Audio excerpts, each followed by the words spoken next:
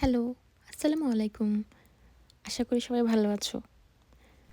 চলো আজকে তোমাদেরকে কুন্দন বিটস আর ফেব্রিক দিয়ে একজোড়া ইয়াররিং তৈরি করে দেখাই।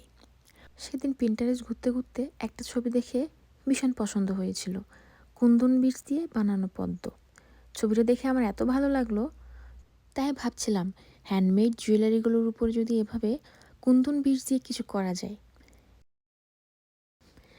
তাই আজকে ইচ্ছে করলো আমার যে হালকা আকাশি নীল রঙের শাড়িখানা আছে সেটার সাথে ম্যাচিং করে যদি সিম্পল কোনো একটা ইয়াররিংস বানিয়ে ফেলা যায়, যেটা অনেক বড় কিংবা ভারী হবে না, দেখতে ছোট হবে আর সিম্পল হবে, যেটা আমি সবসময় রাফ ইউজ করতে পারবো। যেই ভাবা সেই কাজ, প্রয়োজনীয় সব জিনিসপত্র আর কুন্দন বিটস নিয়ে বসে গেলাম, দেখি এটার আউটকাম কি আসে। কুন্দন জুয়েলারি নিয়ে বেশ অনেকগুলো রিলস ভিডিও দেখেছি,